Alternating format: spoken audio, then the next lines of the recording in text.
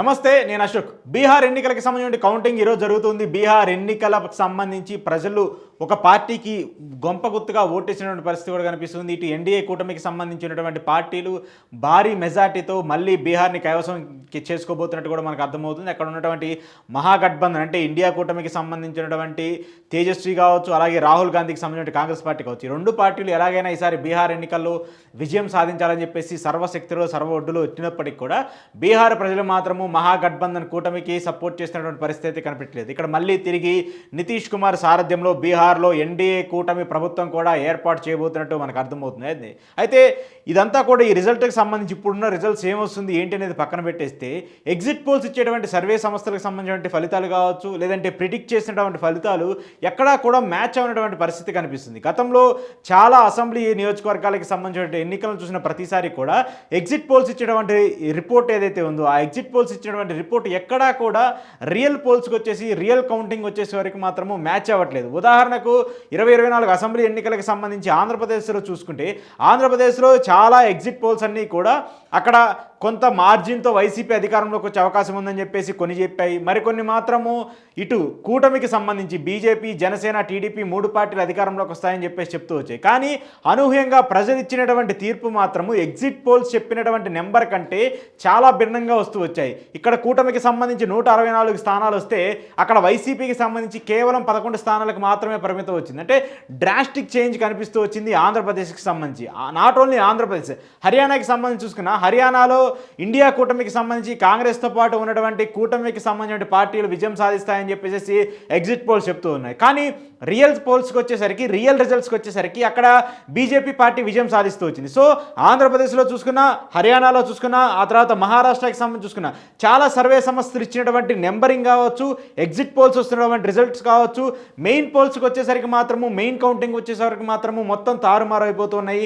వాళ్ళు ఇచ్చినటువంటి నెంబర్ కూడా ఎక్కడా కూడా మ్యాచ్ అవుతున్నటువంటి పరిస్థితి అయితే మనకు కనిపించట్లేదు. ఈ రోజు జరుగుతున్నటువంటి బీహార్ కౌంటింగ్కి సంబంధించి చూసుకుంటే బీహార్ కౌంటింగ్కి సంబంధించి రెండు రోజుల ముందు ఈ సర్వే సంస్థలన్నీ కూడా బీహార్ ఎన్నికలకు సంబంధించి వాళ్ళు ఇచ్చినటువంటి నెంబర్స్, ఈ సర్వే సంస్థలు ఇచ్చినటువంటి నెంబర్స్ అన్నీ చూసుకున్నా కూడా ఎన్డీఏ కూటమి గెలుస్తుందని చెప్పేసి చెప్తూ వచ్చారు. కానీ వాళ్ళు ఇచ్చినటువంటి నెంబర్ మాత్రము చాలా అంటే చాలా భిన్నంగా కనిపిస్తుంది. ఇక్కడ ఎన్డీఏ కూటమికి సంబంధించి 130 నుంచి 150 స్థానాల మధ్యలోనే మొత్తం ఎన్డీఏ కూటమికి సంబంధించిన అభ్యర్థులు గెలుస్తారని చెప్పేసి ఇక్కడ సర్వే సంస్థలన్నీ చెప్తూ ఉన్నాయి. సో చాలా పేరు మోసినటువంటి సర్వే సంస్థలు చాణక్య అయినా, దైనిక్ భాస్కర్ అయినా, డీవీ రీసెర్చ్ అయినా, జేవీసీ అయినా, మ్యాట్రిస్ అయినా, పీమార్క్, పీపుల్ ఇన్సూరెన్స్ ఇలా దాదాపు 10కు పైగా సర్వే సంస్థలు, పేరు మోసినటువంటి సర్వే సంస్థలన్నీ కూడా 150 నుంచి 160 బిలో మాత్రమే ఇక్కడ ఎన్డీఏ కూటమికి మెజార్టీ వస్తుంది, బిలో మాత్రమే ఎన్డీఏ కూటమికి సంబంధించిన అభ్యర్థులు గెలిచే అవకాశం ఉంటుందని చెప్పేసి కూడా ఈ సర్వే సంస్థలన్నీ కూడా చెప్తూ వచ్చాయి. అలాగే మహాగఠబంధన్కి సంబంధించి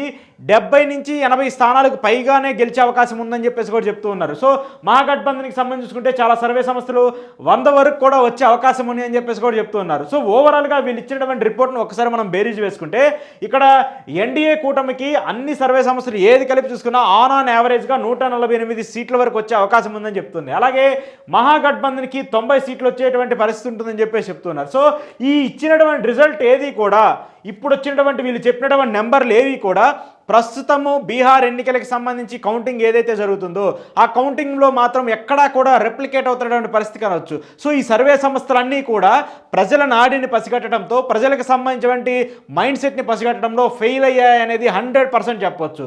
ఎవరైనా సరే సర్వే సంస్థలు నమ్ముకొని వాళ్ళు ఇచ్చేటువంటి నెంబరింగ్ ప్రకారము ఆ పార్టీ గెలుస్తుంది, ఆ పార్టీకి ఎంత మెజార్టీ వస్తుంది, ఆ పార్టీకి ఎన్ని సీట్లు వస్తాయని చెప్పేసి బెట్టింగ్లు వేసి మోసపోయినటువంటి వ్యక్తులు ఎవరైతే ఉన్నారో వాళ్ళందరూ కూడా సర్వే సంస్థలతో చాలా జాగ్రత్తగా ఉండండి. దానికి ఉదాహరణే ఈరోజు నేను చెప్తున్నటువంటి రిజల్ట్.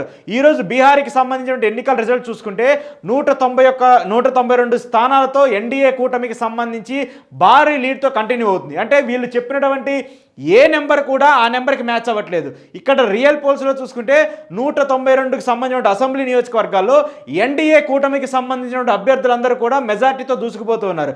ఎక్కడైనా సరే ఇక్కడ 192 అనేటువంటి నెంబర్ ఉందా? లేదు. కనీసం ఇక్కడ మహాగఠబంధన్కి సంబంధించి 50 స్థానాలకి డౌన్కి పడిపోయింది. మహాగఠబంధన్ 50 స్థానాల కంటే తక్కువకు పడిపోయింది. సో ఎక్కడైనా ఇక్కడ 50 స్థానాలు అనేటువంటి పరిస్థితి కనిపిస్తుందా?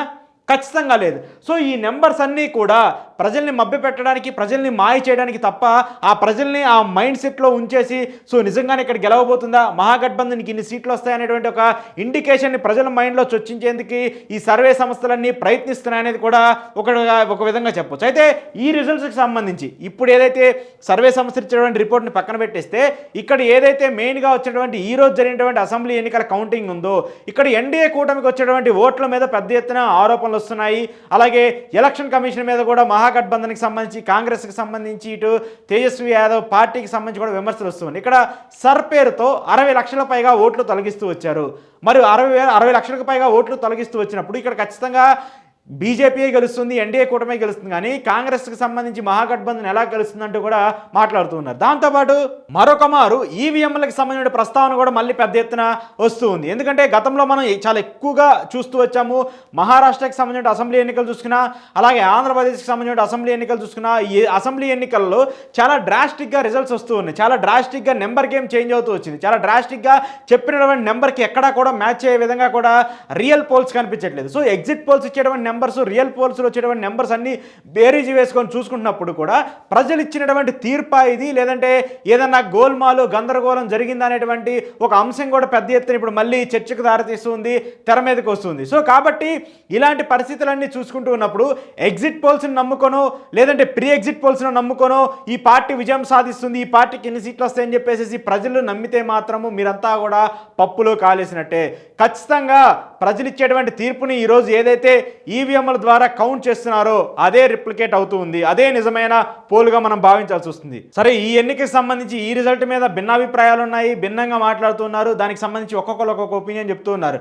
గతంలో మాదిరిగా ఏదైతే ఈవీఎంల మీద మాకు అనుమానం లేదంటూనే, కానీ ఈవీఎంల మీదే మళ్ళీ ఎన్నికలకు వెళ్లాల్సినటువంటి పరిస్థితి కనిపిస్తుంది. సో ఇలాంటి పరిస్థితుల్లో ఈ రిజల్ట్స్ అన్నింటినీ కూడా చూస్తూ ఉన్నప్పుడు ఇది నిజంగా ప్రజలు ఇచ్చినటువంటి తీర్పుకి అనుగుణంగా ఉన్నటువంటి రిజల్టా, లేదా ఈవీఎంలకు సంబంధించిన గందరగోళంతో వచ్చినటువంటి రిజల్టా, అలా కాకుండా ఈ సర్వే సంస్థ ఇచ్చినటువంటి నెంబర్లన్నీ కూడా తారుమారయ్యే విధంగా ప్రజలు తీర్పిచ్చారనేటువంటి ఒక ఇండికేషన్ తెలియని ఒక క్వశ్చన్ మార్క్లోకి ఇప్పుడు దేశంలో ఉన్నటువంటి ప్రజలందరూ వెళ్ళిపోతూ ఉన్నారు. సో ఏ సర్వే చూసినా, ఏ సమస్య చూసినా కూడా, దేశ రాజకీయాలకు సంబంధించి చూసుకున్నా, లేదంటే రాష్ట్ర రాజకీయాలకు సంబంధించిన అసెంబ్లీ ఎన్నికలు చూసుకున్నా, ఏదైనా కూడా భిన్నంగా తీర్పు వస్తుంది తప్పితే ఎక్కడా కూడా మ్యాచ్ చేయటువంటి తీర్పు కనిపించట్లేదు. ఈ ఎన్నికలకు సంబంధించి ఇలా జరుగుతుంది. గతంలో కూడా చాలా ఎన్నికలు మనం చూసుకుంటూ వచ్చాము. అక్కడ చాలా సర్వే సంస్థలు ఇచ్చినవి యాక్యురేట్గా మనకు కనిపిస్తూ వచ్చాయి. కానీ ఎప్పుడైతే పార్లమెంట్ ఎన్నికలు జరిగాయో, 2024 పార్లమెంట్ ఎన్నికలు జరిగిన తర్వాత నుంచి ఏ అసెంబ్లీ నియోజకవర్గానికి సంబంధించి ఏ అసెంబ్లీలో ఎన్నికలు జరిగినా కూడా అవి పూర్తిగా తారుమారవుతూ వచ్చాయి, అవి పూర్తిగా చేంజ్ అవుతూ వచ్చింది. సో ఏదైతే నేను ఇందాక చెప్పినట్టు ఆంధ్రప్రదేశ్ కావచ్చు, హర్యానా కావచ్చు, అలాగే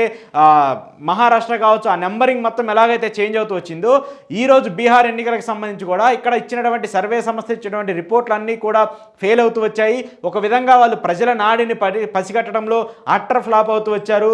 రియల్ పోల్స్, రియల్ రిజల్ట్స్ చూస్తే మాత్రము ఎన్డీఏ కూటమి దగ్గరగా 200 స్థానాలకు కూడా చేరువయ్యే పరిస్థితి అయితే మనకు కనిపిస్తుంది. సో ఈ పరిస్థితులన్నీ చూసుకుంటూ ఉన్నప్పుడు సర్వే సంస్థలు నమ్మి, సర్వే సంస్థల ముసుగులో మాత్రం ఎవరు ముందుకెళ్ళొద్దు. బెట్టింగ్లు వేసేటువంటి వ్యక్తులు ఎవరైతే ఉన్నారో వాళ్ళందరూ కూడా జాగ్రత్తగా ఉండండి. అది మంచి పద్ధతి కూడా కాదని చెప్పేసి కూడా ఖచ్చితంగా చెప్పొచ్చు.